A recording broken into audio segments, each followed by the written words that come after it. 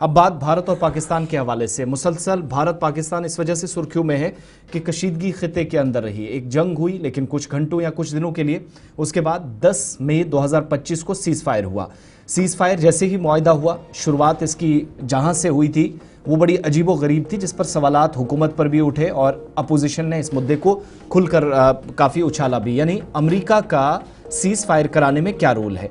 तो इस पर एक तरफ जहां बार बार क्रेडिट लेने की कोशिश अमेरिकी हुकाम की जानिब से अमेरिकी सदर कर रहे हैं, दूसरी जानिब तकरीबन निस्फ दर्जन से ज्यादा बयानात के जरिए वजारत खारजा भारत के तर्जुमान और भारत सरकार इस बात की तस्दीक कर चुकी है और इन रिपोर्ट्स को डिनाई कर चुकी है कि किसी तरह का किरदार इशफाक सीज फायर में अमेरिका का है। बिल्कुल, मरकज़ी वजारत खारजा की तरफ से हफ्तावार ब्रीफिंग होती है जी, उसमें कल रात देर गए भी इस बात की वजाहत कर दी गई है कि जो भी सीज़ फायर हुआ है, सेसेशन हुआ है, ये दरअसल 2 DGMOs के दरमियान मुज़ाकरात के बाद हुआ है, बातचीत के दौरान हुआ है। MEA की तरफ से ये साफ कर दिया गया कि अमेरिका जो मुसलसल इस बात का दावा कर रहा है कि उन्होंने सालसी की है भारत पाकिस्तान के सीज़ फायर में, इसमें उनका कोई भी रोल नहीं बनता है। एक तरफ से इस बात की वजाहत हो गई है। दूसरी तरफ से उन्होंने कहा कि भारत कभी भी मुज़ाकरात के मेज से बाहर नहीं है। ये पस मंज़र है जी उस बात का जो शहबाज शरीफ पिछले 2-3 दिनों से कह रहे थे कि जनाब तमाम तस्वीर तलब मामला पर गुफ्तगू होनी चाहिए। भारत के वजारत खारजा ने कहा कि जनाब हम तो बातचीत करना चाहते हैं, लेकिन अब टर्म्स एंड कंडीशंस होनी चाहिए बातचीत पर। और बातचीत में सबसे पहला मामला ये है कि जो फ़हरिस्त पाकिस्तान को सौंपी गई है इंतहा पसंदों और दहशतगर्दों की, उस फहरिस्त में जो लोग मौजूद पाकिस्तान के अंदर है उनको सौंप दिया जाए ताकि CBM के तौर पर आगे बढ़ा जाए। फिर तीसरी बड़ी बात जो इंडस वाटर ट्रीटी की है, सिंता साबी मुआहिदा हो, हुकूमत की तरफ से साफ कर दिया गया कि मरकज़ी वजारत दाखिला, वजारत खारजा और वजारत बैनुल उमूर जो पानी के हैं उनकी तरफ से मुश्तरका इजलास हुआ, जिसके बाद ये फैसला लिया गया कि फ़िलहाल ट्रीटी एबेंस में रहेगी, यानी इस ट्रीटी का कोई भी हिस्सा नाफिजुल अमल नहीं होगा।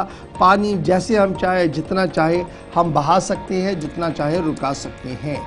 और साथ फिर अमेरिका के लिए भी बात आई कि तकरीबन अमेरिका की तरफ से जो डिपोर्ट किए गए हैं जी, तकरीबन 1080 के करीब अभी तक लोग डिपोर्ट किए गए हैं।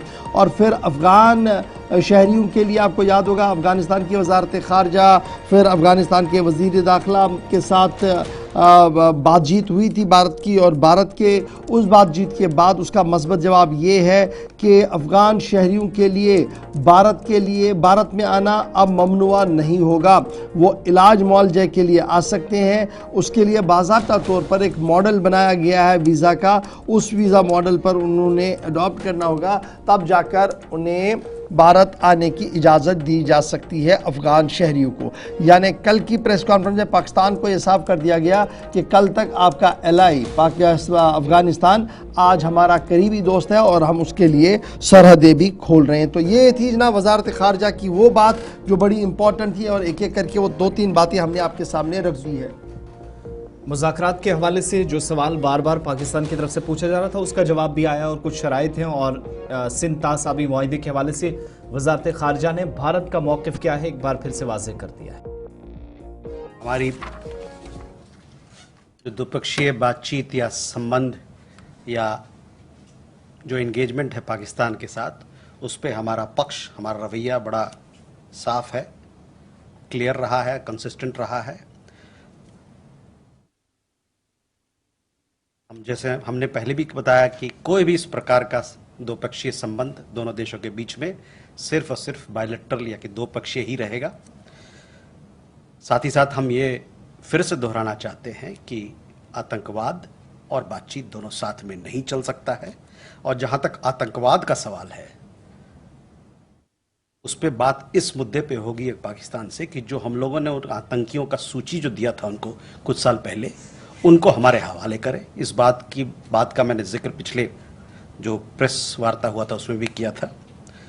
और जहाँ तक जम्मू कश्मीर का सवाल है, उस पर जो बातचीत होगी द्विपक्षीय रूप से, जो बायलैटरल ढंग से ही बात होगी, वो सिर्फ और सिर्फ इस बात पे होगी कि खून और पानी एक साथ नहीं बहेगा। मुज़ाकरात के लिए पेशगी शर्त है, और इस ज़िमन में अब देखना होगा कि पाकिस्तान कौन सा रुख इख्तियार करता है।